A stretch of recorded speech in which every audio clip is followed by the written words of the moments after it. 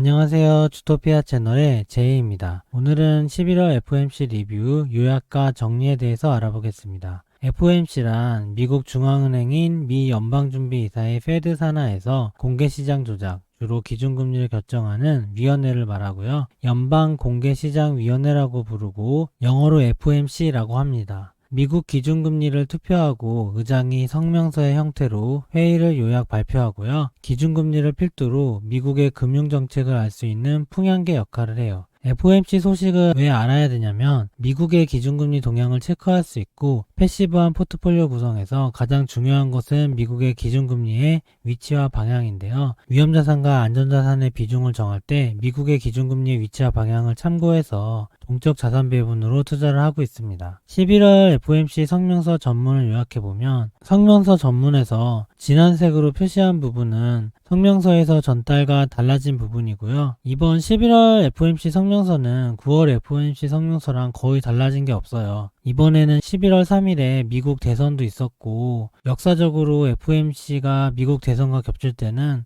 통화정책에 큰 방향 수정을 하지 않는다고 하더라고요. 아무래도 대선 후에 새로운 정부와 보조를 맞춰서 통화정책을 수행하는 게 관례인 것 같고 그래서 이번 11월달 FOMC 성명서는 조금 빠르게 살펴볼게요. 연방준비제도는 미국의 경제를 지원하기 위해 모든 정책 도구를 사용해서 완전 고용과 물가 안정이라는 목표를 촉진할 것을 약속한다. 9월과 똑같고요. 코로나19 팬데믹은 미국과 전 세계에 걸쳐 엄청난 인적 및 경제적 어려움을 야기했고 경제활동과 고용은 회복을 지속했지만 연초보다는 낮은 수준이다. 예전 9월에는 고용이 바닥을 찍고 빠르게 회복했다고 썼는데 이번에는 현재 고용지표를 그냥 그대로 보여주는 것처럼 회복을 지속하고 있다고 표현했어요. 그러니까 위기 상황은 아니고 안정적으로 회복을 하고 있다고 평가한 것 같고 약화된 수요와 유가 하락은 소비자 물가 인플레이션을 억제한다. 여기서 9월과 달라진 게 유가 하락에 대한 표현인데 원래는 심각하게 낮은 유가라고 썼었거든요. 근데 지금은 심각하게라는 표현을 뺐어요. 실제로 예전에 WTI 선물이 마이너스까지 간 적이 있었잖아요. 근데 지금은 유가가 완만하게 회복해서 40불 전후를 왔다 갔다 하니까 심각하게 낮은 유가라고 표현 안 하고 유가 하락이라고 표현했고요. 전반적인 금융 여건은 경제와 미국의 가계 및 기업으로의 신용 흐름을 지원하는 정책 조치로 완화적으로 머물고 있다. 여기도 완화적으로 머물고 있다고 해서 예전에는 금융 여건이 많이 회복했다고 썼는데 이제는 회복한 지가 오래죠. 지금은 안정화되고 있는 상황이잖아요. 그래서 완화적으로 머물고 있다고 표현했어요. 이 첫 페이지에서 달라진 문구는 고용이 회복이 지속했다, 유가가 하락했다, 금융 여건은 완화적으로 머물고 있다. 이 세 가지인데 세 가지 다 뉘앙스가 전달에는 위기와 저점을 터닝한다는 뉘앙스가 좀 더 있었다면 지금은 이미 저점은 지났고 회복을 지속하고 있다는 표현인 것 같아요. 그래서 연준이 경제 상태에 대해서 좀 더 안정적으로 보고 있다는 것을 엿볼 수 있었고요. 경제의 경로는 바이러스의 진로에 크게 좌우될 것이다. 현재 진행 중인 공중보건 위기는 단기적으로 경제활동과 고용, 물가에 큰 부담이 될 것이며 중기적인 경제 전망에 대해서도 상당한 위험을 내포한다. 9월과 같고요. 위원회는 완전 고용과 장기적으로 2%의 물가를 달성하는 것을 추구한다. 여기서부터 이제 9월에서 처음 바뀐 AIT 내용이죠. 물가가 지속해서 장기 목표를 밑돌고 있어서 일정 기간 물가가 2%를 완만하게 웃돌아야지 평균이 2%가 될 텐데 그래서 장기 물가 기대가 2%에 고정되는 것을 목표로 한다. 예전에는 2%에 닿기만 하면 금리를 올렸었는데 지금은 장기적으로 2% 이하의 물가를 지속했기 때문에 앞으로 2%가 넘어도 그만큼 지켜보면서 평균 2%가 될 때까지는 물가를 올리지 않겠다. 평균 물가 목표제 AIT에 대한 설명을 쓴 거예요. 9월에 발표했었죠. 이런 결과가 달성될 때까지 완화적인 통화정책 스탠스를 유지할 것이다. 위원회는 연방기금금리 목표치를 0에서 0.2% 범위를 유지하기로 결정한다. 미국의 제로금리는 딱 제로가 아니고 0에서 0.25%거든요. 제로금리를 유지한다는 거고요. 고용시장 상황이 위원회가 완전 고용이라고 평가하는데 부합한 수준에 도달하고 물가가 2%까지 오르고 일정 기간 2%를 완만하게 웃도는 궤도에 도달할 때까지 이 목표 범위를 유지한다. AIT 내용이고 연준은 또한 향후 몇 달 동안 국채와 기관의 모기지 담보부 증권의 MBS죠. 보유 규모를 최소한 현재의 속도로 확대할 것이고 시장의 원활한 기능을 유지하며 완화적인 금융 여건의 촉진을 도울 것이다. 이로 인해서 가계와 기업으로의 신용 흐름을 지원할 것이다. 통화정책의 적절한 스탠스를 평가함에 있어서 위원회는 입수되는 정보가 경제 전망에 미칠 영향을 계속해서 모니터링할 것이며, 만약 목표 달성을 지연시키는 위험이 발생할 경우 통화정책 스탠스를 적절하게 조정할 것이다. 위기가 오면 좀 더 완화적인 통화정책을 쓸 수도 있다고 계속 얘기를 하고 있죠. 공중보건과 노동시장 상황, 물가 압력 및 물가 기대, 금융 및 국제문제 전개 등을 포함한 다양한 범위의 정보를 고려할 것이다. 주로 공중보건, 팬데믹 상황이 가장 중요하고, 그 다음에 고용, 그 다음에 물가 압력, 그 다음에는 금융이라는 건 주가가 떨어졌을 때, 그리고 국제 문제는 미중 무역 정리도 있을 거고, 국제적으로 신흥국에서 디폴트가 날 수도 있겠죠. 그런 문제들을 포함한 광범위한 정보를 고려할 거라고 하는 거고, 국채, 상업용 모기지 담보부 증권 MBS, 환매 조건부 채권 RP, 레포가 원래 양적 완화 3종 세트거든요. 이걸 7월 달까지는 계속 지원을 했었는데 9월 달에 레포 지원에 대한 얘기를 뺐어요. 그리고 지금 11월 달에도 레포 지원 얘기는 없고, 이제 일반적으로 하는 국채와 MBS 지원만 하고 있는 상황이에요. 실제로는 국채 매입이나 MBS 매입을 크게 확대해서 하고 있진 않고 조금씩 하고 있어서 연준의 대차 제조표가 거의 늘고 있지 않죠. 주가가 상승하고 지수가 좋을 때는 아무래도 양적 완화를 추가적으로 더 할 생각은 아닌 것 같고, 주가가 떨어지거나 필요시에마다 조금씩 할 계획인 것 같아요. 11월 FOMC 정리를 하면 파월 의장은 경제의 개선 속도는 완만해졌다.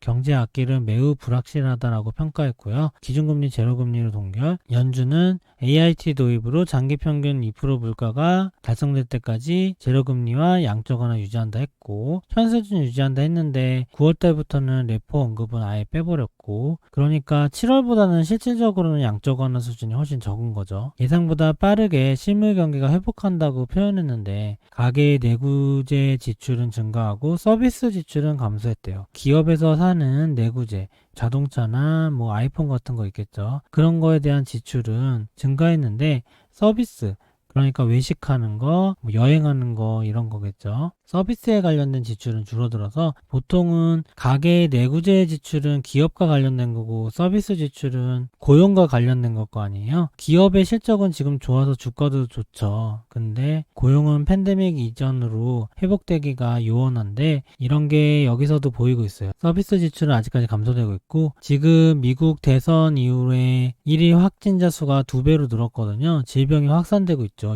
유럽도 지금 지난 3, 4월보다 배로 확산되고 있고, 프랑스를 비롯해서 유럽 국가에서는 락다운을 다시 시작하고 있죠. 그리고 미국 같은 경우는 월세 지출이나 그런 게 밀릴 때 1년 동안 월세 지급에 대한 유예를 해줬었는데 이제 그게 올해까지로 끝나거든요. 다시 또 지원을 연장하기로 결정할 수도 있겠지만 어쨌든 가계저축이 소진되는 거에 대한 하방 리스크에 대해서 우려를 표명하긴 했어요. 그러니까 코로나가 겨울 동안에 더 퍼지고 가게들이 현금이 더 말라버리면 경기 하방 리스크에 노출이 됐다는 생각은 하고 있지만, 바이러스 통제가 결국엔 경제에 매우 중요할 거라 했는데 지금 바이러스 통제를 위한 백신 개발이 서서히 되고 있죠. 그리고 내년에는 아무래도 올해보다 좀 더 바이러스가 통제되지 않을까라는 전망이 합리적이고요. 그러다 보니까 추가 재정 지원이 있다면 경제는 더 강하게 상승할 수도 있다고 말을 했어요. 11월 FOMC가 9월과 달라진 점을 간단히 보면 금리 및 양적 완화 등 통화정책의 방향과 관련해서는 거의 변화가 없고요. 경제 상황에 대해서는 성명의 문구가 일부 변경됐는데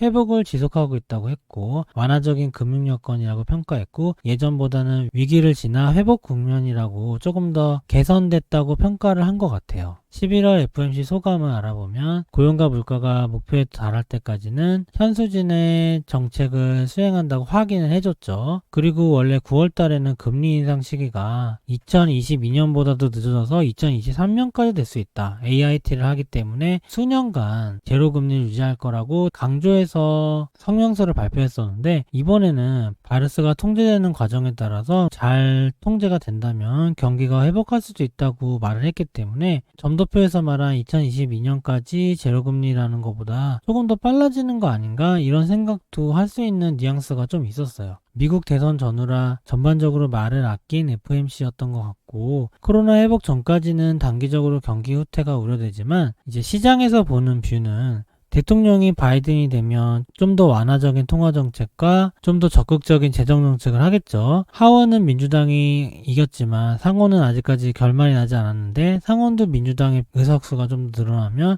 블루 웨이브라고 대통령과 의회가 완화적인 통화 정책과 적극적인 재정 정책을 하면 당연히 달러를 많이 풀고 미국채를 많이 발행해야 되기 때문에 시장의 채권 금리가 상승할 수 있다는 어떤 컨센서스가 지금 생기는 것 같아요. 그리고 백신 개발 여부도 되게 중요하죠. 왜냐하면 연준이 바이러스 통제 과정에 따라서 경기가 많이 달라질 수 있다고 했는데 갑자기 코로나 팬데믹이 회복이 되기라도 하면 연준이 얘기했던 2020년보다 빨리 회복된다면 기준금리를 올리는 시간이 빨라질 수도 있는 거 아니에요. 백신의 개발 소식에 따라서 자산시장이 많이 요동을 치고 있는데 그래서 달러가 약세화될 거라는 전망과 달러 돈이 많이 풀린다는 거죠. 그거는 신흥국 통화의 강세를 얘기할 수도 있고 금과 같은 대체자산의 강세가 일어날 수도 있는 거고요. 요새는 비트코인이 좀 더 올랐는데 현재 추세가 상관관계가 금과 비트코인이 좀 비슷하게 가고 있거든요. 신흥국 달러 캐리 트레이드라고 달러의 이자가 싸기 때문에 달러로 돈을 빌려서 신흥국 시장에 투자하게 되죠. 그래서 신흥국의 환율이 오르고 시장에 자금이 유입될 수 있죠. 우리나라도 외국인 자금이 유입될 수 있고 코스피가 박스권을 돌파하고 추세적으로 상승할 수 있다는 전망도 지금 있거든요. 그리고 재정정책을 많이 하려면 미국채를 많이 발행해야 되고 거기서 오는 채권금리 상승, 채권금리가 상승하면 채권 가격이 하락하죠. 그리고 바이러스까지 빨리 통제된다면 백신이 개발돼서 기준금리 인상도 빨라질 수 있고요. 여기서 보는 거는 제가 여러 번 보여드린 콜선의 달걀에서 지금 금리 저점에서 경기 회복이 갈 때까지 기다리고 있잖아요. 근데 이번 대선과 상하원 선거 결과 그리고 백신 개발 여부 앞으로 경기 회복으로 가는 길 쪽으로 조금 더 시장의 시선을 옮기고 있다고 봐도 될 것 같아요. 그래서 선제적으로 자금을 움직이려면 경기 회복 사이클을 위한 위험자산 비중을 늘리고 달러 통화를 줄이고 신흥국 통화의 원화를 통화를 늘리고 금 같은 것도 비중을 유지해야겠죠. 그리고 채권 가격 하락이 예상되기 때문에 미국채의 비중을 줄인다든지 그런 방향으로 동적 자산 배분을 해야 될 거라고 생각을 합니다. 오늘 11월 FOMC는 9월 FOMC와 큰 차이가 없어서 간단하게 마치도록 하고요. 자산 배분 시 앞으로 어떻게 자산군간 비중 조절할 건지 조금 이야기해 드렸는데 앞으로 기회가 될 때마다 포트폴리오 비중 업그레이드에 대해서 다뤄보도록 하겠습니다. 오늘 영상은 이만 마치겠습니다. 좋아요와 구독 부탁드립니다. 감사합니다.